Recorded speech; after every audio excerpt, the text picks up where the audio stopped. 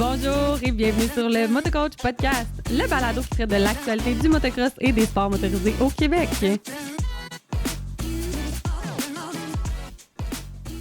On start ça avec un nouveau podcast de Motocoach Podcast. Jess, comment ça va? Ça va bien, toi? Ça va bien. De quoi que tu veux qu'on parle aujourd'hui? Aujourd'hui, ça va être un plus petit podcast. On est seulement moi et Jessica en intime. Et puis, on va parler d'un sujet qu'on se fait poser beaucoup de questions via motocoach.ca. C'est l'introduction. À quel âge débuter, dans le fond? Les étapes à suivre pour débuter le motocross, dans ce cas-ci, qu'on va parler plus. Peut-être qu'on pourrait dériver un peu sur d'autres sports aussi. Mais comme le motoneige, par exemple, parce qu'on on a parlé un peu. Mais en gros, c'est pas mal ça.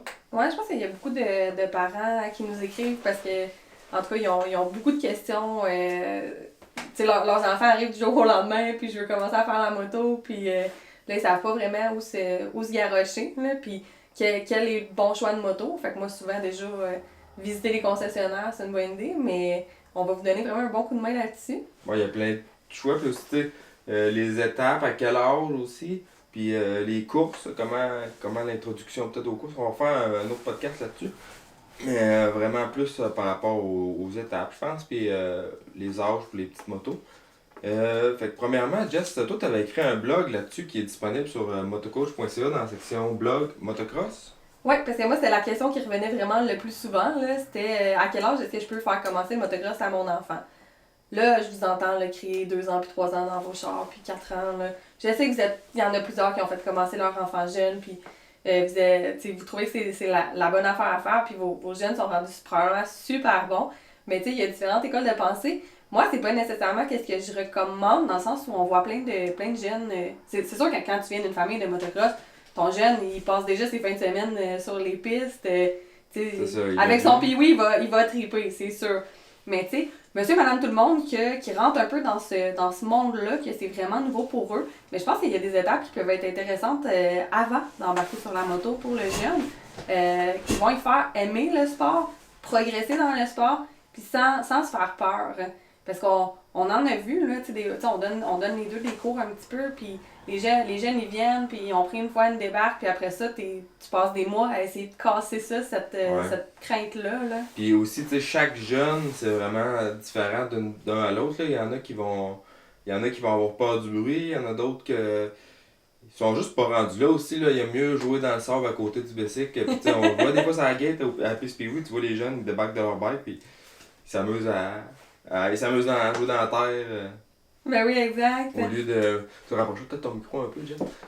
Au lieu d'être focusé puis d'être concentré sur la moto. Fait que il y a ça.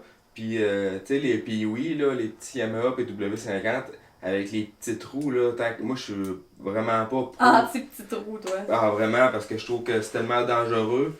C'est dangereux pour le jeune parce que des fois, tu les vois monter les phases de saut, puis combien de fois j'ai vu ça? Le jeune, il arrive avec son petit pee-wee, il monte un saut, là, ça vient comme, mettons, c'est pas tout le temps à droite, une piste de moto, on s'entend. Les deux petits trous, il accote, la roue, elle accote plus, le jeune est poigné en haut, puis la moto se met à redescendre, à reculer, ça déboule, ça fait tout le temps. Puis les jeunes sont pas tout le temps conscients aussi de la largeur des roues, fait qu'ils roulent avec ça. Il y en a qui roulent vite, là, beaucoup trop vite. Ils roulent avec ça super vite, les roues, ça accroche dans les autres motos.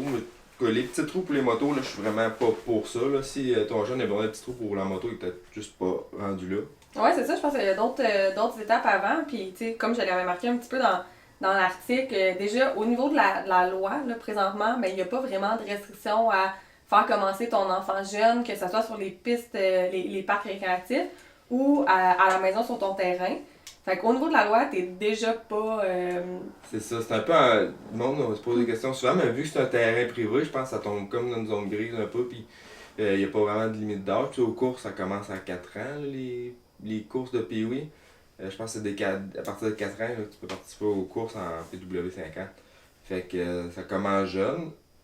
Tout ce qui est sentier de motoneige et tout, je pense qu'il y a des règlements, je pense que c'est 16 ans, ça te prend un petit cours et tout. Oui, c'est ça. C'est moins notre tasse de thé un peu, mais pour ce qui est des pistes de moto, il n'y a pas de limite d'âge officiellement. Non, puis cet été, en plus, là, il y avait plein de oui-dire que ça prenait 6 ans, puis chaque piste faisait pas appliquer le même règlement, puis... Mais au final, à la fin de l'année, là, il y a eu comme un peu un consensus avec les assurances que, regarde, on va mettre 5 ans, mettons un peu le minimum là, pour les pistes de pratique.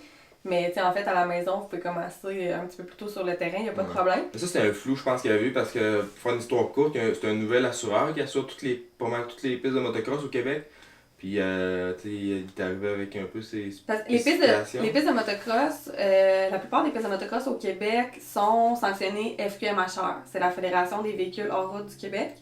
Fait que c'est la FQMHR qui a des assurances que quand une piste tombe FQMHR, elle est automatiquement comme sur les assurances. Là, de la... C'est ça, c'est comme un assureur qui assure 95% des pistes au Québec. C'est ça, exactement. Fait que, puis c'est ça, c'est le courtier qui disait qu'on devait pas... En tout cas, le courtier ne recommandait pas de prendre des enfants en bas de 6 ans. Ouais, il y avait eu, au début de la saison 2023, il y avait eu ben des incertitudes là, par rapport à ça, puis aux âges. On espérait juste avoir des assurances tout court. Ouais, c'est ça, parce que on a passé proche à avoir un début de saison assez tranquille, là, les assurances. Un peu plus, il n'y en avait juste pas. Il y a à peu près un assureur qui va assurer ça.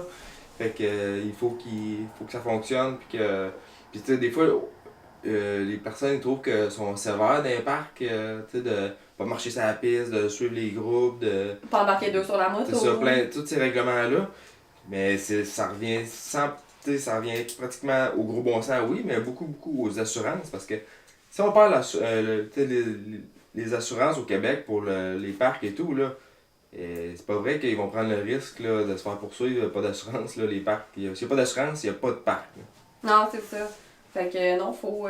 Puis en tout cas, c'est pas juste une question que le prix des assurances va monter, c'est carrément que les assureurs voudront plus assurer. Là. Fait que faut faire attention à ce qu'on fait. Mais sinon, c'est sûr, à la maison, moi, en tout cas, qu'est-ce que je vous recommande, c'est commencer avec des vélos, tu sais, votre jeune, commencer avec des vélos d'équilibre, comme des striders. Là. Fait que ça, déjà, ça apprend l'équilibre au jeune. Il va se propulser avec ses pieds. Fait qu'il n'y a pas encore à gérer sa poignée à gaz ou. C'est ça. On en parle à quasiment tous les podcasts, là, de ça. Mais, tu sais, les striders, justement, ou strider ou autre marque, là, peu importe, mais, tu sais, il s'en vend que c'est comme un petit chevalet, là, que tu peux mettre un bébé dessus, pratiquement. Ben oui. Fait qu'il y en a qui, aussitôt que l'enfant est capable de se tenir un peu de bout, ils mettent ça dans leur chambre, là, puis là, ils sont capables de, comme, se bercer dessus, si on veut. Oui, c'est ça. Un cheval à bascule, mais c'est un vélo, Puis là, quand ils grandissent, ben là, tu peux mettre les roues. Je sais que surtout Strider, justement, eux autres, ils ont des accessoires qui permettent de faire évoluer. Tu peux acheter, je pense, des roues un petit peu plus grosses, des bancs plus hauts. Fait que c'est quand même capable de suivre le jeune une couple d'années. C'est pas... Mais oui, exact. Puis toi, ça te fait un jeune qui se promène des heures de temps sur ton terrain à se propulser avec ses petites pattes. Que quand tu vas faire un tour du bloc, ben, il est capable de te suivre avec ses petites pattes avant d'être rendu capable de pédaler sur un vélo. 2 roues, fait que ça fait vraiment une belle... Lui, il apprend son équilibre. Puis ma fille, elle en avait eu un, justement, c'était un petit strider de même. Puis c'est sans... Tu sais, les vélos, là, pour enfants, à cet âge-là, souvent, on n'achète pas des vélos chers parce que, tu sais, on sait que ça dure pas longtemps puis qu'ils font vraiment attention. Puis là, même, tu sais, c'est tellement petit les jambes, fait que le pédalier est tout petit. Ça fait des vélos qui sont super bizarrement configurés. Qui pédale pas bien, c'est difficile, là, pédaler ces petits vélos, là, le ratio comme de pédalier, grosseur de bike.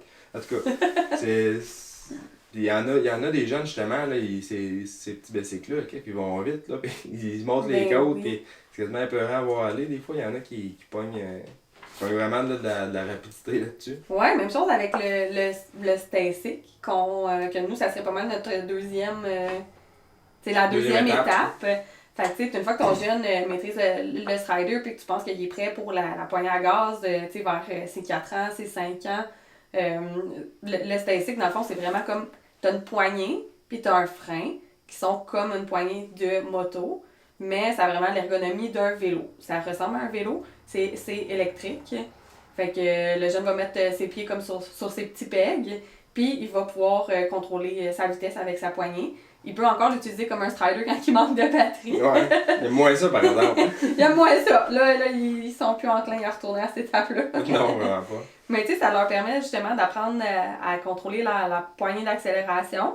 Puis, tu sais, là, je me trouve fatigante parce que j'ai l'impression que je me répète, mais tu sais, décélérer aussi. Fait que c'est accélérer, décélérer. Après ça, commencer à freiner dans les virages parce que Tu sais, nous, quand on donne des cours, la première affaire qu'on voit, c'est que les jeunes ne freinent jamais. Là. En tout cas, quand on les prend dans le cours, ceux qui commencent souvent, le frein, c'est dans les dernières choses. Oui, c'est ça, c'est dans les dernières choses, on dirait, qui introduisent. C'est vraiment, un static aussi, c'est vraiment plus léger qu'une moto. C'est pas bruyant, ça vibre pas, c'est vraiment moins intimidant. Ça dégage pas de chaleur non plus, les risques de brûlure sont beaucoup moins présents. Exact. Puis, ça pogne la vitesse. Ouais, ben ça. Puis justement, peut-être on peut faire une petite comparaison parce qu'il y a oui le Stacyc que nous autres, évidemment. Tu sais, puis j'en ai déjà possédé un, j'ai déjà acheté un. Là, on en fait tirer un avec balancebike.ca. Mais il existe aussi une option qui est le Apollo que moi je vends via Cobra Moto Québec. Tu sais, je dirais que ces deux produits, tu sais, t'as le 12 pouces, t'as le 16 pouces dans les deux cas. Ça va vraiment être semblable au niveau de la configuration puis de l'utilité. Tu sais, c'est pratiquement la même chose, mais t'as un modèle qui est pratiquement plus que moitié prix, là, parce qu'on va se dire c'est quand même dispendieux, les petits T-Cycles.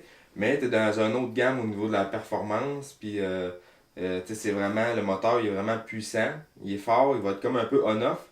Là, tu parles je parle de Stacyc. Le Stacyc, ouais, tu vas avoir une puissance qui est plus directe.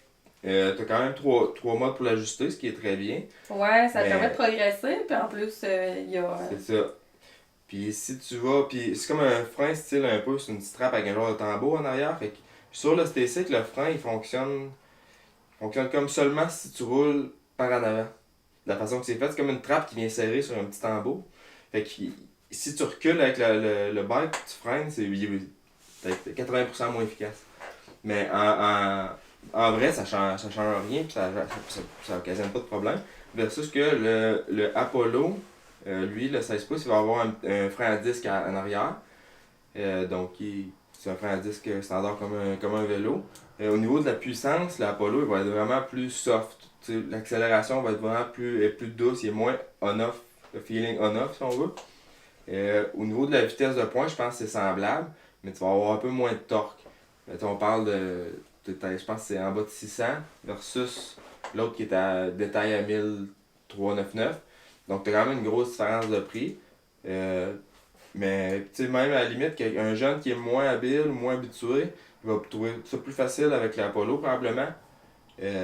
Et puis, parce que le Stacyc est vraiment fort. Je l'avais déjà fait essayer avec les enfants de ma soeur qui sont pas du tout dans ce milieu-là.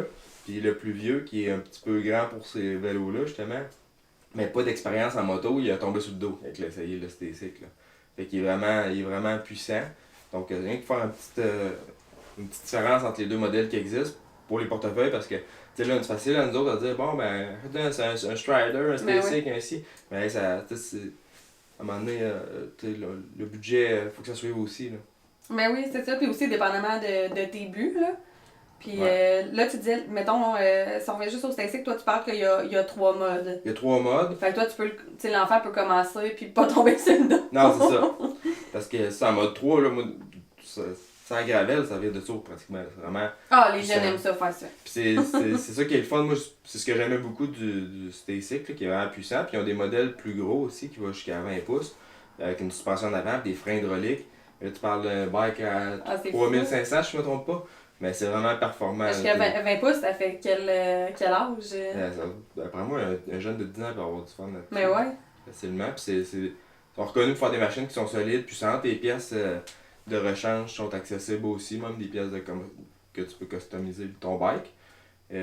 Puis si on parle du Apollo, lui, le Senna qui s'appelle, là, Senna 12, Senna 16 pour 12 pouces, 16 pouces. Ils ont deux modes. Il y a une petite switch qui est située en dessous du marchepied, comme tu veux le bike à l'envers. Puis tu as 2 modes. Dans le fond, tu as un mode soft et un mode pleine puissance. Ok. Puis, ouais, good. Puis, tu sais, on parlait du Strider, puis après ça, c'était Stacyc ou Apollo. Puis, tu sais, la raison pourquoi on le conseille, c'est non seulement parce que c'est un peu moins intimidant pour le jeune, mais aussi, c'est pas bruyant. Tu sais, puis, je suis pas mal sûre, là, vous m'écoutez, là, puis il y en a quand même beaucoup d'entre vous que probablement qu'ils restent pas sur des terres agricoles où le jeune peut tourner en moto dans le champ, là, tu sais.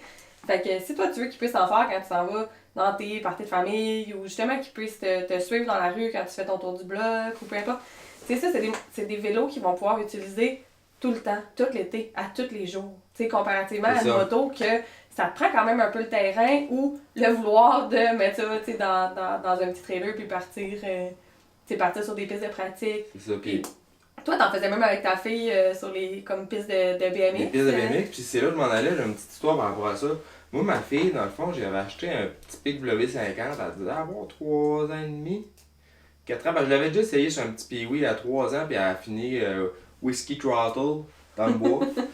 Whiskey Throttle, ça veut dire qu'il perd le contrôle, la poignée à gaz, il s'accroche après, puis ça arrête. Gaz au fond, mais pas de contrôle. Ça devient que pourra. Fait qu'à 3 ans, moi, de ma fille, ça avait pas fonctionné. Puis j'avais acheté, je pense, peut-être vers 4 ans, un PW50.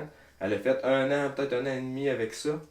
Puis j'ai vendu son PW50 pour aller y acheter un ST6 16 pouces. Ouais, et puis moi j'étais contente. Moi, je trouvais que c'était le meilleur achat que t'as fait parce que justement, elle était libre, elle pouvait se promener toute la journée. Ouais, On n'avait c'est pas ça. à aller jusqu'à.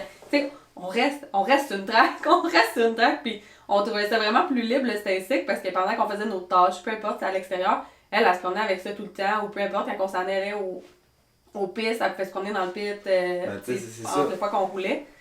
Versus aller s'installer à la piste Pee-Wee pour pouvoir la relever à chaque fois qu'elle tombe. Puis tu passes 3 heures là à faire le piquet puis à regarder ton enfant. C'est ça, nous autres, t'sais, on roule beaucoup. On roule les deux en plus, puis là, on est aux courses. Fait que tu sais, quand on est aux courses, on peut pas être tout le monde, s'occuper de tout le monde en même temps. Puis je trouvais qu'avec son Pee-Wee, on n'en profitait pas parce que premièrement, quand tu vas en faire, ben là, c'est tout s'habiller, c'est de traîner la moto. Tu peux pas traîner ça dans une auto vraiment, là, c'est pas le best, ça sent. T'as le gaz, c'est pesant. Fait que là, à chaque fois qu'elle veut en faire, faut qu'elle s'habille le gros kit, là, de gaz, là, passe ça, réchauffe ça, puis les motos, on dirait plus sont petites, plus c'est du trouble. Fait que, tu sais quoi, ça allait bien, mais en voulant dire que je trouvais qu'elle n'en profitait pas assez, tandis que je me suis dit, ben, avec un STC, elle va pouvoir en faire la journée longue pendant que je roule, elle va pouvoir aller se promener dans le pit, elle va pouvoir aller dans les pistes de BMX, justement, puis elle en trippait bien raide, là. Elle a bien plus progressé quand j'ai vendu son petit Pee-Wee puis que je l'ai embarqué là-dessus. Que le contraire, parce qu'elle pouvait être tout le temps sur le bike. Mais oui. Elle pouvait Puis en toi, profiter bien justement, en tout cas, toi, tu voulais pas mettre des petits trous sur son Pee-Wee. Fait que, mais elle était pas capable, avec ses petites pattes, de s'arrêter puis de mettre sa patte à terre pour s'empêcher de tomber. Fait que, elle tombait souvent. Puis toi, fallait que tu cours après là, pour être sûr que quand elle veut arrêter, tu sois capable de la retenir. Ouais, Fait que, tu sais, notre expérience, en tout cas, Marianne, elle a eu littéralement toutes les motos, tu sais, en bas d'une 65 là, qui existent. Là. Puis d'après moi, en tout cas, on a fait notre opinion sur le sujet parce qu'on les a toutes testées, puis on est vraiment pour les vélos ouais, volets. c'est ça, peut-être. Mais non, c'est sûr que. C'est sûr que quand j'ai embarqué ma fille, moi, les petits trous, je voulais rien savoir. Puis en vélo, j'ai attendu qu'elle soit capable de rouler un vélo, pas de petits trous. Puis elle était capable de pédaler sur un vélo, pas de petits trous. Les petits vélos qu'on parlait tantôt qui pédalent mal à la crise. Ah, puis Marianne, elle voulait en faire quand c'était bien boité. Elle voulait en c'est ça, faire tout elle voulait en le faire temps. tout le temps. Puis, tu sais, au début, elle a fait 15 pieds à tomber. Après, ça en a fait 20. Après, ça en a fait 30. Puis, à un moment donné, elle a catché puis elle a décollé. Mais oui. Ça a peut-être pris 2 journées, mettons. Là, Chaque enfant est mais différent, là, parce qu'il y aurait c'est des enfants parti, que les là. autres n'auraient pas. Ils auraient tombé une fois, ils n'auraient pas voulu rembarquer. Là. Fait que, tu sais, au final, c'est vous qui êtes l'expert de votre enfant. C'est vous qui. Tu sais, nous, on vous donne des conseils, là, mais pour vrai, vous faites. Vous prenez. Vous écoutez qu'est-ce qu'on vous dit, puis après ça, vous prenez qu'est-ce que vous pensez qui fait du sens pour vous, puis vous allez avec ça, là. C'est ça. Mais, fait que c'est ça, puis après ça, ben, une fois qu'ils sont rendus là, ils en ont fait beaucoup. Ils ont vidé des tonnes et des tonnes de batteries. Ben là, après ça, c'est le temps d'embarquer sur les gros... sur les les bikes. Qui sont pas mal à gaz, mais là, avec l'électrique de plus en plus. Puis justement, t'as KTM qui vient de sortir un nouveau vélo, c'est une moto. Une moto électrique, grosseur à peu près Pee-Wee. Je pense, j'ai pas vu en vrai, j'ai seulement vu des photos. Mais tu vois que c'est un marché qui se développe parce qu'il y a de la demande. Fait que ça, c'est intéressant. Mais après Parce que ça, là, dans le 4-6 ans, là, tu sais, ils sont pas mal sur des Pee-Wee. là. c'est ça. Tu sais, un Pee-Wee, là, c'est bien beau, là, ça coûte pas cher à l'achat. Tu sais, même neuf, je pense que c'est comme 2000$. Mais c'est le même bike, ça fait... Ouais, c'est pour ça qu'ils perdent pas de valeur. C'est ça fait peut-être 30 ans qu'ils ont la même plateforme de moto. Ça change pas, ça a les suspensions, c'est un gros zéro. Le moteur, c'est vraiment de base. Tu sais, ça fonctionne. L'ergonomie, tu sais, aussi. Ouais, sûrement justement que les STC ont un centre de gravité, en tout cas, qui se rapproche plus d'un petit motocross que d'un Pee-Wee, tu sais. Ah, c'est Le Pee-Wee, d'après moi, il est plus loin d'un 50cc. C'est des drôles de bikes. Tu sais, Yamaha, je suis certain qu'ils mettraient un peu d'argent dans le développement de ces bikes-là, puis ça leur reviendrait, parce qu'à un moment donné, c'est pas eux autres qui le font, il y en a d'autres qui vont le faire, j'ai l'impression. Puis ça va probablement être électrique avec ce qu'on voit que ça en vient, parce que les grosses motos électriques, on est peut-être pas encore rendu là tout à fait, mais des petites motos, là, c'est super. Puis tu sais, t'as les KTM justement qui ont des modèles de compétition équivalents 50cc électriques. Qui sont, puis quand je dis KTM, là, je mets KTM, Husqvarna, Gaz dans le même panier. Qui ont des modèles électriques qui sont très performants. T'as Cobra qui en a un aussi électrique qui est très dispendieux par contre. D'ailleurs, on travaille sur un petit quelque chose, un projet top secret avec Cobra. Il est pas bon dans les secrets. J'en parlerai pas plus, mais on a de quoi que ça en vient pour l'été. En rapport un peu avec ça. Puis je veux juste revenir sur ceux qui connaissent, ceux que les termes ça les mélange, là, en gros, là, Pee-Wee, c'est les Pee-Wee de Yamaha, c'est la première, c'est la moto la plus, je sais pas, petite, là, mettons, sur le marché. Après ça, on va parler de 50cc mini ou de 50cc senior. Puis ça, il y a plusieurs brands qui en font. Ouais. Tu peux peut-être nous en parler un petit peu plus. Il y en a pas tant que ça quand tu regardes ça, parce que t'as KTM, si tu mets les trois dans le même panier, ça tient d'enlever une coupe de compagnie. Mais ouais, fait que t'as le 50 mini qui va être vraiment l'étape après le Pee-Wee. Dans le 50 mini, on pourrait mettre aussi le Cobra CX50 Junior, qui est peut-être comme plus petit, moteur un petit peu moins performant. C'est le même moteur, mais il est un peu étouffé si on veut. Fait que ça, j'en ai un qui s'en vient, j'en ai jamais vu en vrai encore. J'en ai commandé un qui devrait arriver bientôt. Fait que j'ai hâte de voir ça. Sinon, t'as KTM, Gaz, Husqvarna qui ont leurs petits 50 seniors et puis junior. Mais c'est vraiment des beaux petits bikes, c'est performant, mais là, c'est vraiment un autre niveau versus le Pee-Wee. Tu changes de planète complètement. Puis souvent, les jeunes, c'est quand même une adaptation à faire parce que c'est plus bruyant, c'est vraiment plus performant, puis c'est plus on-off aussi comme feeling. C'est une petite cloche centrifuge. C'est ça, la poignée est plus sensible. C'est ça. Puis peut-être on pourrait rajouter là-dedans aussi les Honda CRF50. Ouais. Parce que moi, ma fille, à sa fête de 6 ans, elle a eu ça. Puis les TTR 50? Ouais, TTR 50. Toutes ces motos-là qui sont des motos qu'on dit pas. Ouais, c'est ça. Mettons, si tu prends l'ensemble des motocross, on sépare souvent ça en moto de compétition puis en moto de trail. Fait que toute la gamme TTR, par exemple, chez Yamaha, c'est la gamme trail. Versus la gamme YZ, ça va être la gamme compétition. C'est la même chose avec Honda. Tu vas avoir le CRF 250R, tu vas avoir le CRF 250F. C'est ça, toutes les marques ont leur gamme compétition puis leur gamme trail en général. Hein. Puis avec les motos de trail, puis c'est pas. Pour commencer, là, même souvent pour les dames, c'est des motos qui sont plus douces au niveau de la puissance. Suspension plus molle. C'est un peu plus pesant, c'est des 4 temps. Pas nécessairement parce que tu vas avoir une moto qui est plus petite en gabarit aussi. Fait que avec des pièces, les suspensions, que ce soit des gros poteaux, sont plus petits. Fait que la moto va être plus légère, beaucoup moins d'entretien aussi au niveau du moteur. Souvent, tu vas avoir une moto qui est faite pour. C'est des tanks, là, ces motos-là, là, comme les TTR 125, là, c'est CRF 150F. Fait que les jeunes, aussitôt qui ont comme 5-6 ans, mettons 5 à 7 ans, ils peuvent s'en aller dans les versions qui sont plus compétition ou les versions qui sont plus trail. Puis ça dépend un peu de votre but au bout de la ligne, de votre capacité à faire de la mécanique peut-être aussi, de votre vouloir. Ça dépend toujours de vos objectifs. En course, ça va vous prendre un modèle compétition, si c'est ça que vous souhaitez, pour avoir des suspensions qui sont capables d'absorber les jumps et tout.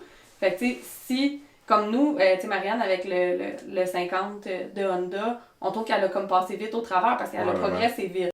Fait que vous êtes habitués, hein, vos enfants passent vite au travers de tout, on dirait. Ouais, c'est la même affaire. Il évolue tellement vite. Fait que quand je vous dis qu'elle a tout eu, elle a pas mal tout eu. Fait que nous, on l'a changé, mais ça peut être vraiment bon pour quelqu'un qui, que le jeune commence puis qui est un petit peu plus vieux, mais qui commence. Fait que, il a pas fait son étape Pee-Wee, il a pas fait son étape CC ou peu importe avant. Fait que ça peut être vraiment bien de commencer avec des motos de trail.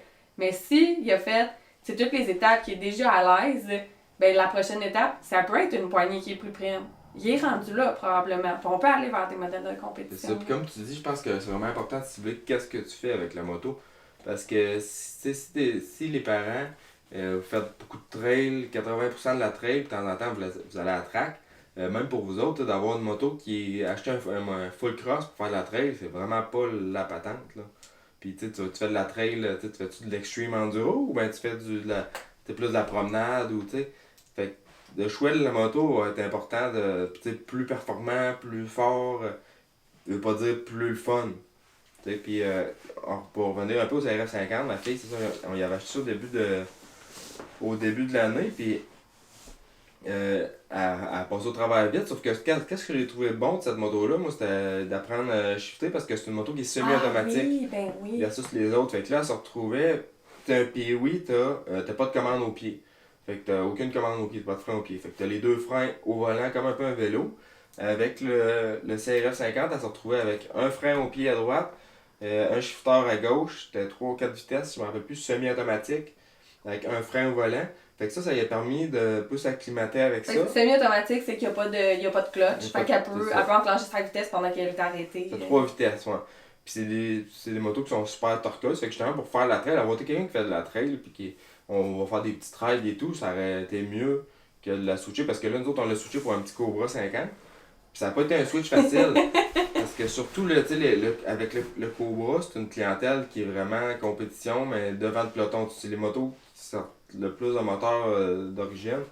Fait que c'est vraiment puissant, ça a des clutches hauts, très agressif comme conduite. Puis c'était plus haut les suspensions. Au niveau des suspensions. La moto en elle-même était vraiment plus haute, là. Ça y a pris du temps. Plus haute. Le problème avec le CRF50, c'est que les suspensions elles sautaient, puis les suspensions elles cotaient dans le fond tout le temps. Avec la Cobra, elle n'avait pas ce problème-là, mais elle a quasiment perdu de la vitesse. Je dirais même qu'elle a perdu de la vitesse en embarquant sur le Cobra, parce qu'elle avait comme peur un peu de la moto et de la puissance. C'est vraiment plus bruyant. Là, un petit leader qui de même là, versus son autre 4 temps. Le bruit aussi, fait qu'il y a des moyens au niveau de l'ajustement de la clutch de calmer ça un peu. Il y aurait moyen aussi au niveau du moteur de détuner un peu. Mais fait que c'est ça. Ça prend en compte. Là. C'était pas un mais des fois, je pense que c'est pas mauvais comme un petit setback pour mieux revenir. Je pense que c'est normal. Juste nous, quand on change de bike, là, ça nous prend. On a une petite période comme d'habituation. C'est sûr que ça prend, faut que tu t'habitues un peu à ta machine, comment elle se comporte. Fait qu'imagine pour eux autres, tout est différent. Là. Ouais. Puis, peut-être une petite anecdote aussi, j'avais un petit Apollo, un 1300 watts Apollo qui font, c'est une moto, à peu près grosse comme un 50 senior. Puis, sa piste, ma fille était pratiquement plus vite avec ça, ici à la maison, qu'avec son Cobra. Puis, on s'entend que c'est pas le même niveau de suspension et tout, puis c'est moins performant. Mais pas de bruit, pas de clutch, pas de clutch, mais moins de moteur à gérer. Fait qu'elle virait à poigner au fond, elle faisait des tours. Puis elle était plus rapide avec ça qu'avec son Cobra. Ouais, puis la batterie, ça durait longtemps? Ouais, ça a quand même une belle autonomie. Je dirais que dans un après-midi, peut-être on changeait la batterie une fois, là, mais c'était quand même bien. Tu sais, c'est comme dans tout, l'idéal c'est d'avoir 2 batteries là, quand t'es dans mais les autres, la batterie n'est pas interchangeable. Ouais, c'est ça. Les Rocket 1300 d'Apollo, la batterie n'est pas interchangeable, mais c'est une batterie 48 volts au lithium. Donc ça avait quand même une belle autonomie. Fait qu'elle avait 2 motos à la place. Ouais, mais c'est ça. Là, elle était gâtée pas mal. Ouais, parce qu'elle avait les démos de ta compagnie. Là, fait que c'est pas toujours. C'est pas toujours possible pour tout le monde, mais écoute, tu sais, je vous encourage vraiment beaucoup à regarder le marché dans l'usager, premièrement. Puis aussi considérer que les motos, il y en a beaucoup qui vont garder une super bonne valeur de revente. Ouais. Fait que tu sais, ça vaut la peine de le considérer. Puis aussi, quand vous êtes rendu à magasiner puis savoir comme votre enfant, il est quelle grandeur? Tu sais, ça lui prend quelle moto pour sa grandeur à lui? Parce que on a mis dans le blog que vous pouvez trouver sur justement l'onglet blog motocross du motocoach.ca, vous allez voir qu'on a mis des âges. Mais tu sais, c'est comme très. Comme j'ai mis 4-6 ans, puis oui, puis 5-6 ans, 50cc mini. Parce que chaque enfant est différent. Les grandeurs, là, entre 2 enfants, c'est complètement. Il n'y a pas de. En tout cas, il y a beaucoup de. Ouais, ça, il y a un grand échantillonnage. Fait que moi, je vous conseille, vous pouvez carrément aller chez votre dealer à côté, puis aller asseoir votre enfant sur plusieurs motos, puis regarder qu'est-ce qui pourrait lui convenir. Puis après ça, ça ne vous empêche pas de considérer l'usager. Il y a l'usager chez les dealers aussi. Puis aussi. Faire un bon partenariat chez les dealers. Après ça, tu peux faire des échanges là, quand il vient qu'à grandir. Parce que vous allez voir que les premières années, on dirait que vous allez être souvent en train de magasiner des motos, mon petite affaire, mais puis, ça me fait penser aussi une petite parenthèse par rapport aux motos chinoises. Puis, tu sais, je pense qu'ils ont des produits qui sont, tu sais, pour le qualité-prix, ça, c'est de plus en plus intéressant. Mais moi, j'ai donné des cours, tu sais, la grandeur de la moto, oui, c'est important d'avoir une moto qui est la bonne grandeur pour votre jeune parce qu'au niveau de la technique, ça peut être un deal breaker. Ça peut vraiment faire une grosse différence sur la technique du jeune. S'il est trop grand pour la moto, il ne pourra jamais être dans la bonne position de conduite sa moto, ça fait une grosse différence. Puis mon autre point, c'est que souvent, la grosse différence, ça va être l'ergonomie de la moto. Puis sa géométrie. Les motos chinoises sont pensées pour mettre sur le marché une moto qui a l'air d'une moto qui coûte pas cher. Puis il n'y a pas vraiment de recherche et de développement en arrière, c'est juste ils ont juste mis des pièces là pour faire une moto qui fonctionne. Mais la géométrie des bikes est vraiment pas bonne souvent.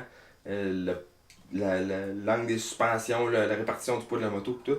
Puis ça fait une grosse différence. La position du volant par rapport au banc au rider. Des fois, je donnais des cours à un jeune justement qui avait une moto qui était chinoise. Puis d'un, il était trop grand pour la moto. De deux, tu t'assois sur la moto, le devant, il roule comme un chopper dans le sens que le cul écrase, le devant il reste haut, le volant il est trop comme reculé, trop haut. Ah, fait que le jeune il prend des mauvais plis qui après ça sont durs à corriger une fois qu'il arrive sur une moto. C'est pratiquement impossible la façon que la géométrie de la moto est faite de rouler debout et être confortable. Ouais, puis aussi, c'est des motos qui vont perdre énormément de valeur de revente. Ouais. Avoir des pièces, ça va être épouvantable. Ouais, déjà, si vous achetez une moto chinoise, trouvez-vous un bon dealer. Il y en a. Je sais qu'il y en a. Il y en a qui vont vraiment prendre soin de leur clientèle, qui vont vraiment les suivre dans la prévente pour leur trouver des pièces. C'est pas tout le monde. Choisissez où est-ce que vous achetez. Ça se peut que vous, ça soit qu'est-ce qui vous convient. Puis on comprend ça parce que au niveau des budgets, c'est moi, je vais préférer un jeune qui commence avec une moto chinoise qu'il fait pas de moto parce que le budget, il peut pas se le permettre. Mais tu sais, il n'a pas peur aussi de regarder dans l'usager. Puis si vous allez dans la moto chinoise, juste avoir en tête que ça perd beaucoup de valeur de revente. Puis aussi, les jeunes passent au travers vite. La moto peut briser, puis ça peut être perte totale facilement. Ils sont moins chers, mais puis c'est pas pour rien. Puis il y a des marques là-dedans aussi. Là. Il y en dans a la des vie, meilleurs t'as qu'est-ce que tu payes pour. Dans la vie, t'as qu'est-ce que tu payes pour. Fait que tu sais, choisissez bien votre dealer. Il y en a. Si vous avez besoin de références, écrivez-nous. Puis c'est ça, je voulais juste faire un petit ça. Puis on en connaît là, des dealers qui en vendent de ça. Puis ça en prend pour tout le monde. Puis il y a des brands aussi là-dedans. Il y en a qui sont meilleurs que d'autres. Il y en a qui vont garder plus leur valeur que d'autres. Puis la valeur de revente, moi quand j'achète à peu près n'importe quoi dans la vie, je regarde à combien je vais pouvoir le revendre. Ah ouais. C'est ça mon coût réel. Mon coût réel, c'est comment je vais pouvoir le revendre. T'sais. Mais oui, exact. Fait que c'est ça, là. Bon, pour les motos, sinon, on veut juste vous dire, après les 50, il y a les 65 puis il y a les 85. Fait que quand même, en motocross, c'est génial parce qu'il y a plusieurs étapes, il y a plusieurs grosseurs avant d'arriver sur un gros bike. Fait que si vous avez d'autres questions sur les motos, écrivez-nous. J'aimerais ça qu'on passe peut-être un petit peu de temps sur l'équipement. Puis on voulait aussi vous parler de tout ce qui est court et quand qui est disponible pour vos jeunes. Fait que je pense qu'on va enchaîner là-dessus. Je sais pas si t'avais autre chose à rajouter. Non, c'est bon, on peut enchaîner avec l'équipement. Toi, c'est ton. Bon, l'équipement, ça c'est vraiment mon dada. L'équipement, encore une fois, je vais vous dire, magasiner dans l'usager. Je veux dire, tout le monde qui a des enfants achète de l'équipement, puis après ça, on swing tout ça sur Marketplace là, en espérant de tout vendre. Puis en général, on vend tout, puis on vend tout vite. Fait que si vous avez des enfants plus vieux aussi que vous voulez vendre leur équipement, envoyez ça sur Marketplace. Sincèrement, il y a de la demande. Ça prend beaucoup d'équipement. En motocross, t'as beaucoup de pièces d'équipement. Au niveau du casque, pour les jeunes, il n'y a pas nécessairement une tonne de choix. Vous ne pouvez pas acheter en ligne, il faut vraiment aller les essayer parce que ça prend un casque qui est ajusté. Prenez pas un casque trop grand, comme je vous en supplie. Ne prenez pas un casque trop grand, prenez un casque qui est bien ajusté à votre enfant. Déjà, votre enfant en grandissant, il va comme écraser un petit peu dans le casque, puis le casque peut faire un peu plus longtemps. C'est vrai que des fois, Colin va avoir une poussée de croissance, mais au pire, magasiner les une tête, ça grandit pas si vite que ça. Ça grandit pas si vite que ça. Marianne, elle a fait genre 3 ans au moins avec son casque. Puis toi, t'avais remarqué quelque chose aussi avec les casques là, au niveau des adultes. Tout le monde pense que le casque est assez serré. Ah, tout le monde porte des casques trop grands. Là. Pour vrai, ça me fatigue. Parce que si votre casque est trop grand, votre casque ne protégera pas. Si un casque trop grand protège moins qu'un casque qui a 15 ans ses tablettes. protège moins qu'un vieux casque. C'est ça, le fit est la Le plus fit, importante. c'est plus important que le matériel en quoi ton casque est fait ou la marque de ton casque. Le fit, c'est vraiment ce qui est le plus important. Au niveau du fit, faut, mettons, comme adulte, là, je vais vous donner vos cues, faut se sentir appuyé partout autour de tête, mais pas avoir des points de pression qui sont dans des endroits vraiment précis. Comme un point de pression au front, ça veut dire que votre casque est juste pas fait assez ovale pour votre tête à vous. Ouais, ça m'est déjà arrivé ça, justement, de mettre un casque sur ma tête, puis tu sens vraiment qu'il te Ça serre me le barre front, dans le c'est une front, barre à dans le front, une ouais. place, c'est ça. Fait que ça, vraiment, là, c'est... Dès que vous essayez un casque, la première chose sur laquelle vous concentrez, c'est vraiment la tête. Mais il doit être un peu serré. Que tu te dis, Colin, il est serré. Ah, Tu sais, quand c'est pas sûr. Quand tu sens les joues Ben, un c'est peu, ça. puis- Prochain clou, là, c'est... Tu devrais pas être capable de mâcher de la gomme avec un casque. Il faudrait que tes joues, pas ils rentrent par en dedans, mais ils frottent sur tes dents. Tu sais, moi j'appelle ça là, une petite face de chipmunk, là. Quand t'as l'air d'un écureuil dans ton casque, parfait. Ton casque va s'agrandir. Tu vas suer, tu vas avoir chaud dedans, tu vas le porter pendant des heures de temps, ton casque va s'agrandir. Puis souvent, une des premières raisons pourquoi les gens vont magasiner un casque, c'est parce que leur vieux casque est rendu trop grand.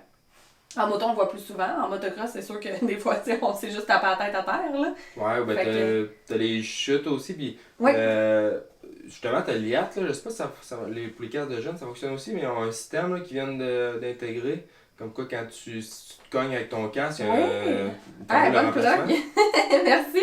Mais oui, avec l'IAD, dans le fond, si ton casque a eu un impact avec ta tête dedans, si toi t'as eu un impact, t'es tombé, tu t'es cogné la tête, tu peux écrire sur le site de l'IAT, je pense que c'est le .com, là, pas le .ca, je pense que c'est le .com. Tu peux écrire sur leur site, puis ils vont te mettre en contact avec le fournisseur de ta région, qui va être Kimpex, qui va pouvoir te vendre un nouveau casque à 40%. Et ça, C'est un programme de remplacement de casque à vraiment moindre coût. Fait que pour vrai, c'est génial. Puis justement, ça, c'est quelque chose qui inquiète beaucoup les gens parce qu'ils sont comme, ben là, je paye ce montant-là, puis je vais peut-être scraper mon casque dans une semaine, tu sais. Mais si tu scrapes ton casque t'a sauvé la tête, là. Je veux dire. Ah, puis peut-être on est passé vite, mais justement, quand tu as un gros impact avec ton casque, là, c'est quoi les signes qu'il faut que tu changes? Ah, pour vrai, moi, c'est plus les signes à ta tête, là, d'habitude. Là. Ouais. Si tu te cognes la tête à avoir un mal de tête, là, change ton casque. Parce que des fois, regarder le casque, ça peut être dur à voir. Ce que tu peux faire, c'est enlever tes liners à l'intérieur puis regarder l'EPS, dans le fond, c'est la mousse là, qui est à l'intérieur du casque.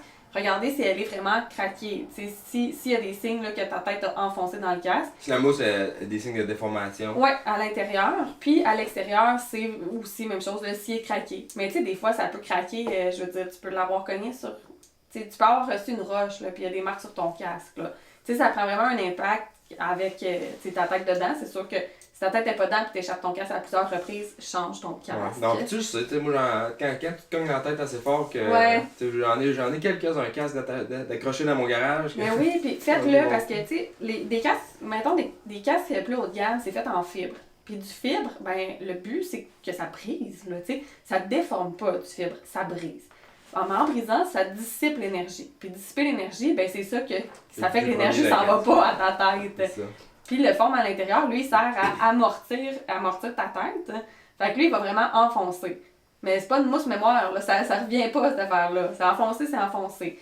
Mais tantôt, tu parlais de l'IAT. Il y a plusieurs compagnies de casques qui ont des systèmes anti-commotion dans leur casque. Ouais. Les systèmes anti-commotion, c'est ce qu'ils vont faire. Là, il va falloir qu'on fasse de quoi de visuel avec ça. Mais au pire, on partagera quelque chose sur notre page. Mais c'est ce qui fait que la tête va... Quand tu vas cogner, au lieu que ta tête elle swing comme un levier, ben elle va glisser dans ton casque. C'est comme un système de glissement entre deux couches Ouais, dans le c'est casque. ça. Fait que toi, ton casque, il peut mordre sur la surface, mais toi, ta tête à l'intérieur, elle va comme glisser dedans. Fait que juste ça, tu peux venir diminuer de, je pense que c'est 30% ton, l'impact directionnel, puis 40% l'impact rotationnel. C'est ça, fait que tu sais, c'est important quand tu magasines un casque, justement, le fil, mais aussi de regarder les technologies qu'ils ont dans le casque. Puis il y a des compagnies qui ont des technologies comme ça, même pour les enfants. Ouais. Fait que, vous allez voir, il n'y a pas des casques à 1000$, il n'y a pas bien des casques à 1000$ pour les enfants, il n'y a pas énormément de choix, mais il y a certains casques qui ont ces technologies-là, comme l'IAT, il y a 6D aussi qui fait un super bon casque. On voit ça aussi on dirait les casques plus cheap, là, qui vont avoir plein de formes pointues, puis des formes bizarres, là, mais comme elle disait, là, le casque Ouais. peut mordre par terre, puis c'est sûr qu'une des grandes causes des commotions, c'est la rotation de la tête. Fait que plus que ton casque, il y a de quoi pour s'accrocher à terre, tu sais, des aspérités, tu sais, des bosses, des choses comme Ouais, ça. mais si tu Plus que de regardes par chance exemple que- les Arail, Arail c'est le meilleur exemple, ils font C'est les ça. casques les plus ronds plus ronds possibles, possible. puis ils appellent ça la technologie glancing off. C'est que le casque va glisser au lieu de Ou mordre. mordre. Fait que c'est vraiment, c'est vraiment ça la technologie, puis c'est pour ça que certains casques, justement, les belles sont faites vraiment plus, je veux pas dire ronds, mais tu sais, t'as pas des ailerons à C'est ça, ils font finir, pas exprès pour mettre des arêtes même big chose- dessus. C'est ça, même chose avec Puis, les casques. les palettes qui revolent, qui sont faites Mais pour oui, s'enlever. c'est ça. Avec le Fox, ils ont une technologie qui est avec des aimants. Ouais, ouais. Les hâtes sont clippées. Sont Fait clippées, que, mais en général, les palettes, tu sais, sont vissées, puis les vis, c'est des têtes. Faites pour se casser. Des têtes planes, c'est fait pour que la tête, elle arrache. C'est Puis ça. qu'au pire, tu sais, la vis, elle reste comme dans. Les filets restent là, mais ta palette s'arrache. Premièrement, ta palette casse pas, ce qui est une bonne chose. Puis aussi, ta palette ne sert pas de levier, parce C'est qu'elle ça. arrache. Fait qu'en tout cas, des belles technologies. Au niveau des lunettes aussi, il y a plein de lunettes jeunes. Habituellement, toutes les lunettes enfants vont fitter dans toutes les casques enfants. Si vous prenez des lunettes adultes, il va falloir juste les tester dans le casque. Au niveau des plastrons, il existe des plastrons avec le neck brace intégré. Ça, c'est incroyable. Ça coûte un peu plus cher, mais sincèrement, c'est une pièce d'équipement. Tu n'as pas besoin d'acheter le neck brace à part, puis de l'installer sur le jeune, puis de le faire fitter comme avec son plastron, puis de l'attacher. T'sais. Là, tout vient ensemble. Fait que ça, c'est la meilleure chose que vous pourriez acheter. C'est plus dispendieux. Comme je vous dis, ça va grandir avec l'enfant, puis vous allez pouvoir le revendre usagé. Vous allez quand même pouvoir l'acheter usagé. Mais regardez ça, parce que dites-vous, le jeune qui tombe, sa petite tête avec son petit cou avec le poids du casque, un neck brace pour un enfant, je trouve ça complètement indispensable. Fait que regardez ça. Ça va prendre jersey pantalon si vous voulez aller dans les Évidemment. pistes. Ouais, des gants aussi obligatoires, les bottes. Les genouillères sont pas obligatoires. Si vous avez un enfant qui est plus jeune, il existe des petits pads comme des petits pads de vélo, pas de vélo, là, mais de rollerblade, Ouais. de hockey. Et ça aussi, que vous les pouvez prendre. braces, mais je pense que c'est pour les Ouais, adultes, c'est ça que j'allais plus dire. vieux. Ça va, un peu plus vieux, ça va prendre. En fait, vous allez pouvoir acheter des knee braces. Même chose, c'est pas obligatoire, il n'y a pas personne dans une piste de pratique qui va surveiller, mais dites-vous que l'équipement de protection, ça sert à prévenir. Donc, vaut mieux prévenir qu'à guérir. Puis aussi, ça s'achète dans l'usager. Des fois, peut-être même que vous pouvez les passer sur vos assurances. Il y a des knee braces qui sont certifiés pour passer sur les assurances. On va en parler plus avec Ouais. l'équipier où on est faire un tour. Puis les bottes, il n'y a pas nécessairement beaucoup de haut de gamme dans le marché. Ça, plus qu'il va grandir, plus vous allez pouvoir choisir des meilleures bottes. Mais c'est ça couvre un petit peu l'équipement. Moi, je rajouterais l'équipement quelque chose là-dedans.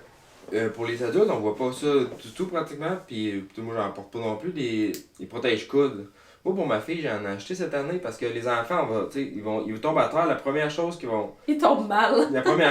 heurter le sol, ça va être leur coude. T'sais, ils vont se protéger avec leur coude. Puis, ils sont faits en peau de pète souvent. C'est plus fragile. Fait que moi, j'ai acheté des protège-coudes à ma fille. Puis pour elle, là, ça en passerait pas. Il n'est pas question qu'elle aille rouler sans ses coudes. Là. Elle tripe vraiment à mettre ça. Puis, je pense que ça peut sauver bien des égratignures. Puis, des petites blessures. Là, Mais oui, ça fait du sens. Puis là, tu me fais. En tout cas, tu me fais repenser aussi. Là, je suis passée un peu vite sur les vêtements parce que, on va faire un autre podcast vraiment sur les vêtements. Mais si je pense vraiment spécifiquement aux jeunes, comme je vous disais, le placement avec le neck brace, puis les lunettes, je choisis vraiment des lunettes qu'ils vont aimer. La plupart du temps, les jeunes, ils vont peut-être trouver ça beau, les lunettes teintées, mais ce qu'ils vont vraiment porter, c'est des lentilles claires. Soyez sûr qu'il y a une bonne lunette, pas une vieille lunette toute graffinée que vous allez trouver dans vos armoires parce qu'il ne voudra pas porter ses lunettes. Puis des lunettes, c'est super important. Ouais, puis en général, là, lentilles claires, là, c'est go-to. Ouais. Les lunettes, t'as des lunettes teintées ou avec des miroirs, là, autant ça aligne des pros, il n'y a pas grand monde qui ont ça. Non, c'est ça. Fait qu'en tout cas, je vous recommande vraiment de choisir une bonne lunette pour qu'il ait envie de les porter. Puis quand tu vas dans le junior, elle est un petit peu plus petite aussi. Fait que des fois, ça laisse la place pour un peu plus de ventilation autour entre la lunette et le casque. Fait que ça peut être intéressant. Fait que c'est ça, si vous avez des questions pour l'équipement, écrivez-nous, ça va nous faire plaisir. Puis bon, là, une fois que notre jeune, il a sa moto, il a son équipement, Il fait quoi? Fait quoi, là, comment on commence? Moi, on parlait des camps parce que de plus en plus, ça devient beaucoup populaire. Puis je pense que beaucoup de parents qui envoient leurs enfants dans un camp de jour de motocross, que les pistes, on pense à Tring, qu'on va recevoir d'ailleurs, qui pourront nous en parler. Ils ont un beau camp de jour, à Deschambault, qui ont un camp de jour Depuis longtemps. Depuis Mais longtemps. c'est-tu un camp de vacances? Parce que je sais qu'il y avait des dortoirs. Hein? Je sais pas si ça a changé. Ouais, ils ont déjà eu des camps. dortoirs. Ouais, ils ont ouais. des dortoirs, ils ont des camps C'est là-bas, ça, que hein? c'est même pas des camps de jour, là, c'est vraiment des camps Un de camp de vacances. vacances. Fait que c'est de quoi? C'est un mouvement qui est en progression, ça, au Québec, les camps, puis c'est pour le mieux. Fait que là-bas, souvent, ils vont avoir des cours un peu, mais ça va peut-être être moins, de ce que j'en ai compris, en tout cas, de mes jeunes qui sont allés, ça va être moins, Externe aussi, on moins des camps. poussé que vraiment technique et tout. Ça va être plus de rouler puis se faire du fun, puis tu sais, c'est ça qu'on veut au final. Ben, là. t'as les deux styles, parce que je pense que Tring font vraiment aussi des camps, tu sais, en tout cas, avec des niveaux plus avancés. Ouais, Je ouais. pense qu'ils ont vraiment plusieurs niveaux. Puis, tu sais, pour les connaître plus, eux en particulier, tu sais, je sais qu'ils sont...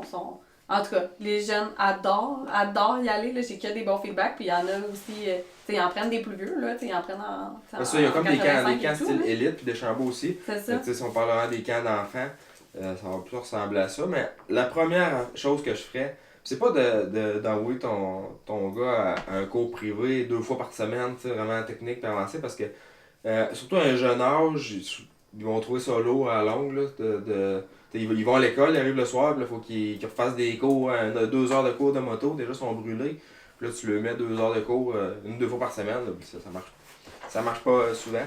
Fait que Mais- ça, les cas, tu t'en vas là, t'es avec des amis, tu te fais plein d'amis, tu sais, ils vont se baigner dans l'après-midi, ils vont faire de la moto dans l'avant-midi, ou tu sais, fait que les journées sont super variées, c'est super ludique. Pour eux, ils vont associer le motocross à quelque chose de vraiment le fun. C'est ça. Puis, tu sais, puis je pense que tu peux prendre pas beaucoup de semaines ou plusieurs semaines, là. Je pense qu'il y a vraiment différents forfaits. Où je m'en allais, tu sais, avant ça, c'est Où je m'en allais avant que Jessica m'interrompe. Avant que Jessica m'interrompe, Ouais, ça, j'avais une idée, là, j'ai failli apprendre. Tu sais, c'est de. Un coup, ton enfant est prêt, t'as son kit qui a commencé en moto. En début de saison, tu sais, de payer un cours en privé ou en semi-privé, tu sais, de quoi pour les techniques de base. Tu sais, juste apprendre les techniques, c'est comment rouler. Ben oui. Puis on a fait justement, j'ai coaché, puis toi t'étais là aussi, Jess, c'était à la piste de Saint. Comment ça s'appelle, là, la petite piste Maxime Sylvestre. Maxime Sylvestre, ouais. Il fait ça 1 fois par année, 2 fois par année. Avec Escape. Il a fait un cours, puis ça, c'est un cours plus un groupe pareil, sauf qu'on a fait une partie théorie, puis après ça, une partie plus pratique dans la piste. Mais ce genre d'événement-là, où on a payé quelqu'un comme moi pour faire un cours ou Jason Benny Extend, peu importe, faire vraiment un cours sur la technique de base. Comment se placer sa moto, comment juste ajuster ses leviers sur la moto. Il y a des façons, ça va ajuster ton volant, être sûr que ta moto est bien ajustée, ça va t'aider pour ta forme. Puis après ça, ben toutes les techniques de base, tu sais, la tête, la position debout, la position en tournant, c'est toutes des choses que ça devrait être un passage obligatoire pour tout le monde avant d'embarquer sur une moto. Ah, tellement, parce qu'après ça, justement, tu commences. Tu commences d'une bonne façon, puis t'as pas de mauvais plis à casser tant que ça. Puis, tu sais, aussi, des fois, c'est nono, mais tu sais, ça éduque le parent, tu sais, parce que les parents, là, il y en a plein. Moi, je pense à Tristan, Isabelle, eux autres, quand ils ont commencé, c'était pas du monde qui venait du motocross. Ça. Fait que, ils se sont fait des amis autour, ils se sont fait aider. Tristan est allé à des camps. Mais tu sais, les parents, tu veux aider, mais tu sais pas la technique. Là. Fait que tu sais pas quoi dire à ton enfant, ou des fois, t'as fait du motocross dans les années 80, 90, puis c'était d'autres techniques. Les techniques C'était ont d'autres changé. techniques. Puis, tu sais, moi, j'ai commencé, ça a été long, moi, je prenais des cours, puis j'en ai payé le prix aussi, là. Tu sais, au niveau des blessures, au niveau des mauvais plis que j'ai eu à travailler, puis qu'encore, là, ça manque. Fait que, tu sais, c'est pour ça que, là, j'en donne des cours à cette heure, je trouve ça vraiment important, au moins, juste d'avoir les techniques de base. Puis, à la limite, là, tu sais, on parlait de budget, là, si vous n'avez pas les moyens de payer ça, sur Internet, là, il y a une foule de vidéos qui montrent comment les positions. Il y a des vidéos en français aussi. Des vidéos en anglais, des vidéos en français, beaucoup en anglais, c'est plus facile à trouver, c'est sûr, mais sur TikTok et tout, je m'en fâche là-dedans, les vidéos de technique. Fait que, Je rêve que Rémi en fasse, puis il veut pas en faire. Voilà. Fait que si vous voulez que Rémi en fasse, dites-lui, s'il vous plaît. Il y en a tellement qui existent sur Internet déjà, fait Mais ça, c'est vraiment Ah ouais, important. La l'information position de est base, tu peux pas accessible. pratiquer, tu peux pas renforcer ce comportement-là si tu le connais pas. Tu sais, tu peux pas pratiquer. Quand tu roules, faut que tu roules en essayant d'améliorer quelque chose. Moi, je me dis, j'essaie tout le temps de m'améliorer. Mais si tu sais pas quoi travailler ou tu sais pas qu'est-ce qui est la bonne façon de faire, ben tu peux pas le travailler. Ouais, puis on en voit tellement. Là. Tu regardes, mettons, la classe, genre débutant aux courses, là. Ben, tu sais, t'es capable de savoir qui a pris des cours puis qui a pas pris des cours dans cette classe-là. Puis il y en a plein là-dedans que tu regardes, puis tu sais que ça fait peut-être 5 ans qu'il en fait ou 6 ans qu'il en fait. Puis il est pogné sur un plateau, là, puis il est pas capable de progresser. Il fait plein de jumps, mais il est pas du tout capable de prendre de la vitesse. Fait que, tu sais, t'es aussi bien de commencer plus jeune, puis d'être bien starté, puis d'avoir aussi tu sais, de partir avec la bonne technique, puis d'avoir l'amour de la technique, tu sais, de comprendre à quel point c'est important, puis de comprendre qu'il faut travailler. C'est sûr que quand ils sont jeunes, tu sais, le cours va être adapté selon l'âge de l'enfant, tu sais, puis sa capacité d'apprentissage, puis sa moto. Puis des cours, vous pouvez en trouver. Tu sais, nous, vous pouvez aller sur motogauche.ca, dans l'onglet instructeur, vous pouvez faire trouver un instructeur. Vous allez être capable d'en trouver selon votre région. Puis sinon, à peu près, la plupart des pistes de motocross au Québec offrent des cours. Il y en a plusieurs qui offrent la location. Fait que ça aussi, là, je vais le dire, si vous êtes rendu jusqu'ici puis vous me dites, ben là, moi j'en ai pas de moto puis j'ai vraiment peur de dépenser tout ça parce que je sais pas. Hey! Tu vas me laisser finir, On s'en va à même place. On s'en va à même place. Non, mais je l'ai perdu. Qu'est-ce que tu m'as fait? Vas-y. Bon. Curieusement, qu'est-ce qu'on se fait demander, nous autres à Saint-Julie, qui est vraiment, que je m'attendais pas, c'est que le monde, de plus en plus, ils veulent commencer, ils ont des jeunes, ils veulent faire de la moto, ils demandent à faire de la moto, ils me demandent pour des cours, mais ils n'ont pas de moto, ils n'ont pas rien. Oui, c'est parce ça. qu'ils veulent, premièrement, ils veulent que l'enfant ait des cours, avant, puis voir s'il aime ça avant d'acheter une moto. C'est ça. Ils veulent savoir s'ils aiment ça avant d'investir tout cet argent-là, puis... Puis moi, il y en a plein aussi qui m'écrivent, ils sont comme « Ah, j'aimerais ça offrir à mon garçon ça pour sa fête. » Fait que, oui, faites-le! Une gang d'amis, ils peuvent aller prendre un cours. Il y a plein de pistes qui offrent la location. Ils louent la moto, l'équipement, puis ça vient avec un cours théorique. Puis peut-être qu'à la fin du cours, ils peuvent continuer à faire quelques tours. Puis peut-être qu'il y a des pistes que, une fois que tu as fait un cours là, après ça, tu peux louer de la moto sans faire de cours. Je pense que même c'est un petit cours au début, puis après ça, tu vas t'amuser. Comme à Deschambault, ils vont faire, je pense, ils vont te montrer un petit peu les règles de base, puis après ça, tu pars, puis tu t'en vas. Puis il y en a d'autres que c'est vraiment plus des cours privés, fait que c'est un encadrement privé. Puis tu sais, nous on en donne, mais on fait pas, c'est ça, on n'offre pas la location malheureusement, ça nous est pas permis, mais en tout cas on en a plusieurs là, qui commencent puis qui sont vraiment jeunes, puis tu sais. Quand ils ont 4 ans, là, ben, on va leur montrer un peu la technique, mais tu sais, ils veulent tourner puis avoir du fun. Fait que tu sais, ça va se faire graduellement avec le temps. parler aussi l'âge parce que. Faut pas avoir trop d'attente. À 4 ans, là, je pense que ça donne pas grand chose, là, des cours. Là. On s'entend que. C'est juste qu'ils soient capables de rouler et tout, mais quand ils tombent sur des bikes plus de course, on des 50 mini, 50 seniors, puis là, ça va faire une grosse différence. Parce que moi, les jeunes plus vieux que j'ai, un peu en 65, 85, là, ils ont des mauvais plis souvent avec les pieds, les genoux, la position des pieds, la position des genoux, parce qu'ils ont jamais, ils se l'ont jamais fait dire. Une bonne position debout. Puis ça, c'est vraiment dur là, à casser après ça. C'est ça. Ils ont quasiment jamais une bonne position debout. Fait que non, ça, on recommande vraiment beaucoup les cours, que ce soit cours de groupe, cours privé ou les camps de jour. Vous pouvez les consulter sur notre site web ou directement au piste. D'ailleurs, je pense que, faut que j'en sache, mais il y a une école dans le coin de Drummond qui a une option sport-études motocross. Que, je pense que c'est Jeff Labranche qui est un des coachs là-bas. Fait que ça, c'était. Moi, avoir ça quand j'étais jeune, ça aurait trippé bien raide. Tu vas à l'école, puis au lieu d'aller faire ton option sport hockey par exemple, ben, tu t'en vas faire du motocross 2-3 fois par semaine. L'après-midi, ça en va en piste qui est pas loin. Puis il roule en moto. C'est incroyable. C'est vraiment un beau programme qui existe à Drummond. Puis j'ai entendu dire de quelqu'un qui essayait de faire débloquer ça dans une autre école, avec une autre commission scolaire. Fait que si c'est de quoi qui peut prendre de l'ampleur, je pense que ça pourrait être super bon pour le sport, puis aussi faire reconnaître comme étant vraiment un sport oui. en tant que tel. Mais oui. Puis, fait que c'est ça, une fois, là, il a pris des cours, il est rendu meilleur, ça en va à track. Là, le jeune, il est allé voir les courses à Motocross Saint-Gilles, il a donc bien trouvé ça, puis il dit « Moi, papa, là, je veux commencer à faire de la course, je veux faire de la course. » Là, Vas-y. ouais, fait que les courses, ben là, c'est pareil. Comme on disait tantôt, je pense que ça commence à partir de 4 ans en PW. Fait que 4 ans, j'aurais pensé Ben, 5 ans, me mais je on pense que sait c'est- pas. je pense que c'est 4 ans, puis il y en a, là, des jeunes à 4 ans sont impressionnants. Mais ça va beaucoup varier d'une personne à l'autre, comme on disait. Mais sinon, ben. Parce que ton âge de course, c'est ton âge au 1er janvier. C'est l'âge qui Ouais. est utilisé pour tes catégories de course. Fait que tu vas avoir des classes de Pee-Wee, tu vas avoir des classes de électriques. Et les classes électriques, ça va être l'équivalent des 50cc en grosseur de moto, mais avec des motos électriques.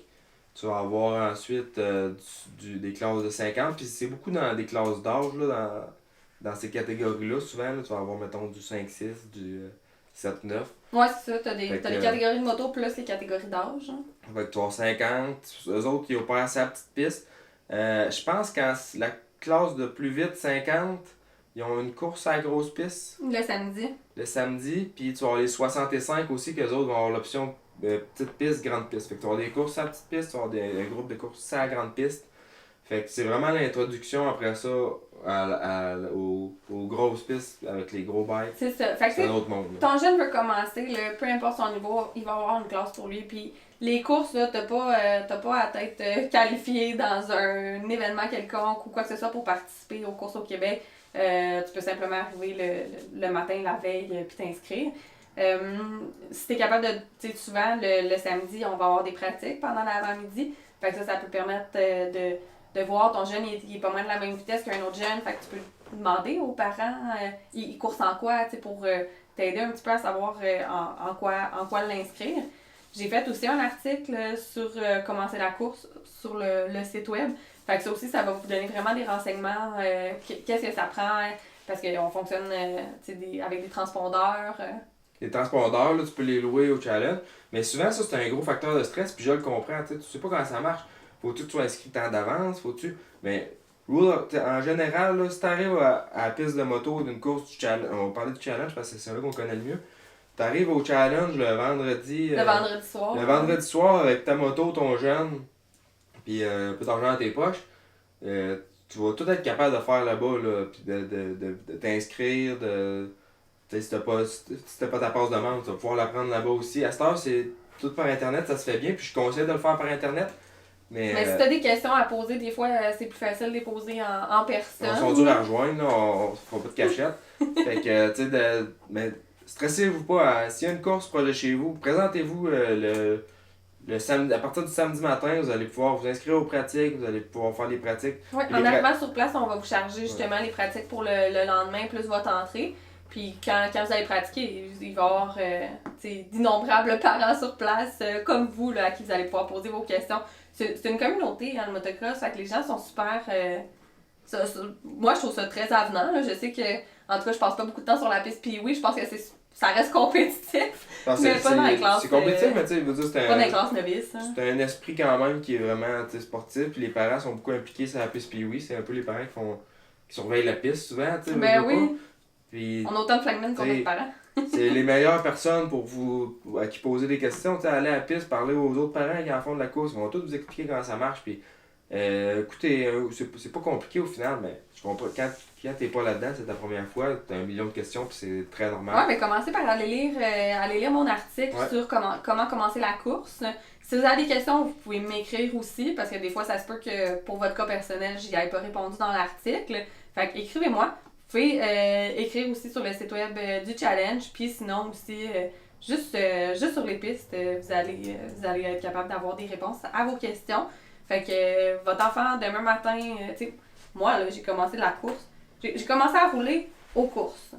J'avais pas roulé, j'avais roulé, je pense, 2 semaines en Floride, puis après ça, j'ai commencé aux courses.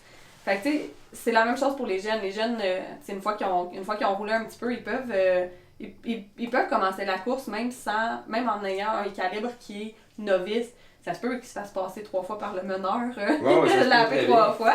Fait que, tu sais, gérer ses attentes. Mais... Ben, c'est ce qui est beau aussi de ce sport-là, tu sais. Tu gagnes pas tout le temps, là. Puis, tu sais, Marianne, là, a commencé la course. Ils ont des plaques les 10 premiers. Oh mon Dieu. Elle était sur le 2. Elle a fait sa première course à Issoudun. Elle était sur le 2e départ. Puis elle avait tellement hâte. Elle me dit, j'ai hâte d'entendre le son d'oiseau. Le son d'oiseau? De quoi qu'elle parle? D'un coup, j'entends l'arbitre arriver avec son sifflet. Elle avait hâte que l'arbitre il siffle parce que ça voulait dire que sa course elle allait commencer et qu'elle pouvait partir sa moto. C'était tellement mignon. Elle partait sur le deuxième départ puis on y avait tout expliqué un petit peu les règlements parce que déjà le matin des courses, il y a des pit meetings. Fait qu'ils vont expliquer les drapeaux, ils vont expliquer ce genre de choses. Fait que c'était fait dire qu'il fallait pas dépasser sur un drapeau jaune.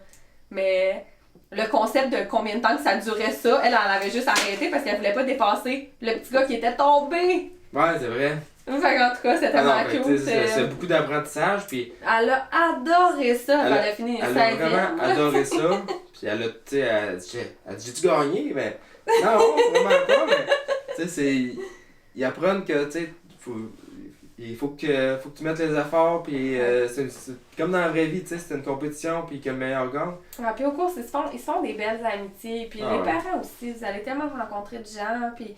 Tu sais, les fins de semaine, tu sais, vous allez faire des fins de semaine de course ou juste des fins de semaine de moto aux pistes, en camping, à faire des bons petits soupers sur le barbecue le soir pendant que les enfants jouent tous ensemble, à se faire des jumps dans le sable avec les vélos, avec les mini-motos. Ah ouais, c'est ça. Ça, c'est des belles années. Puis, tu sais, oubliez pas, tu sais, pour finir, là, je veux vraiment vous dire, c'est des enfants. Vous voulez que vos enfants aiment ça. Traitez ça comme ça. Vous êtes le parent, vous n'êtes pas le coach. Soyez un parent. Soyez supporteur là, de votre enfant. Si vous trouvez qu'il y a des mauvais plis et que vous n'êtes pas capable de l'aider là-dedans, ben demandez à... Prenez des cours, puis ça va être le coach qui va le driller au pire. Là. Mais tu sais, gardez une relation de parent, gardez une relation qui est sécurisante. Il faut qu'il se sente en sécurité quand il est avec vous, que si vous lui dites de faire ci ou de faire ça, ça sera pas pour aller se planter. Là. Faut qu'il y ait du fun, faut garder ça le fun, puis tu sais, c'est vraiment l'esprit sportif, garder ça, de pas crier... T'sais, on en voit des fois du monde qui sont vraiment intenses avec le parent et les résultats. Alors, le résultat, c'est pas ça qui compte à ce niveau-là. Ça fait des jeunes qui sont angoissés à chaque fois qu'ils embarquent ça. Ça prend des jeunes qui ont... Faut qu'ils gardent ça le fun, puis c'est un apprentissage, puis comme dans tout sport, ça... Puis ceux qui aiment ça, qui en mangent, ils vont en faire toute leur vie, puis ils vont devenir bons, ils vont vouloir s'améliorer parce qu'ils aiment ça, c'est leur passion. Gardez ça dans la passion. Puis on en voit aussi qui ont moins accroché, mais que leurs frères, mettons, ou leurs sœurs sont beaucoup là-dedans. Puis ils trouvent leur compte aux courses pareil, parce qu'ils se ramassent à faire le drapeau, parce que ça fait des belles payes pareil. Fait que, ils vont faire le drapeau, le petit frère est course, la sœur ça étend de moins, ben elle va faire le drapeau, elle va travailler pour le challenge plus tard. Il y a d'autres options qui sont possibles aussi à ce niveau-là. Ouais. Fait que, en espérant que ça ait répondu à vos questions, puis s'il manque des choses, écrivez-nous pour la 8e fois que je vous le dis. Désolée.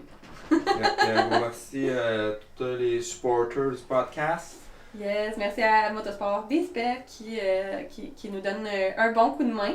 Fait que je pense que là, à sortir le podcast avec David n'est pas encore sorti. Pas encore sorti. Fait que ça va être le prochain en liste. Allez écouter ça.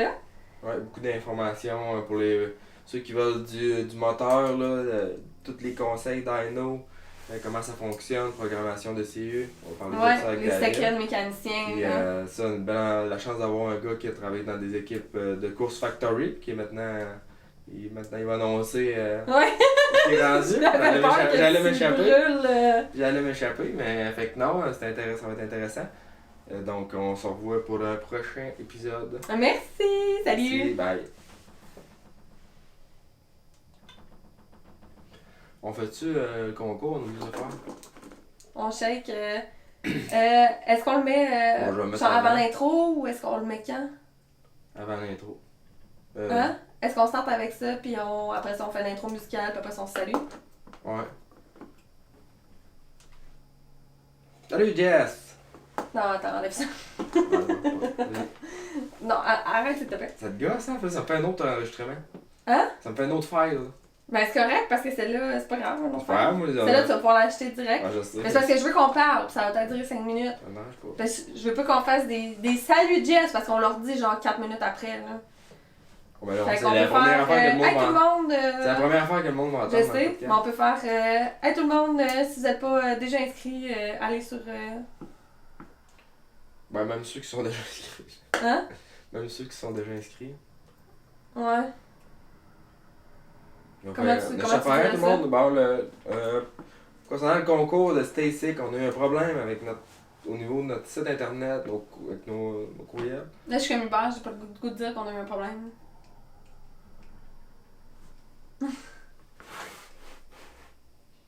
Puis c'est ça sert à quoi d'inventer de quoi? Ok, ben tu veux-tu dire ou tu veux que je le dise ou...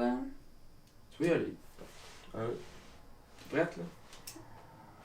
Hey, salut tout le monde, on est le Motocoach Podcast et je voulais vous parler pour le concours Stasic de balancebike.ca qui fait tirer un Stasic 14 pouces. Non, 12, Ah, ok, 12. 16 pouces. Stasic 16 Tu pouces. recommencer. Balance bike. Non, recommence-le. Recommence-le. C'est super bon. Hein? C'est super bon. Non, c'est problématique. Ben non, c'est ça qu'on veut. C'est un podcast. Peut-être, là, mais... Attends, c'est un combien? 12 pouces? 16 pouces. Un 16 pouces? Ok. C'est des erreurs de même, ça en prend. C'est ça qui fait rire le monde. Hey, salut tout le monde! C'est Jessia et Rémi pour le Motocoach Podcast. On fait tirer un Stasic avec balancebike.ca, un Stasic 16 pouces d'une valeur de 1400 $.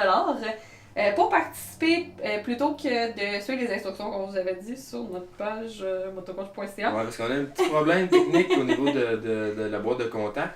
Oui, d'ailleurs, on est à la recherche de nouveaux de partenaires web. Bref, donc écrivez-nous à la place sur notre Messenger, sur la page Facebook de motocoach.ca pour vous inscrire. Si vous êtes déjà inscrit, on a probablement reçu votre courriel, mais vous pouvez aussi avoir une deuxième chance de participer puis nous réécrire sur le Messenger. Je préfère avoir des informations en double que de risquer qui m'en manque. Exactement. Puis si jamais, là, ça me surprendrait, il y en a qui n'ont pas Facebook, ben vous pouvez nous écrire à info.motocoach@gmail.ca pour Non, gmail.com. Ben, Ben oui, info.motocoach@gmail.com pour vous inscrire si vous n'avez pas Facebook. Comme ça, on va le recevoir. Fait que... Bon podcast tout le monde! Bye bye! Salut!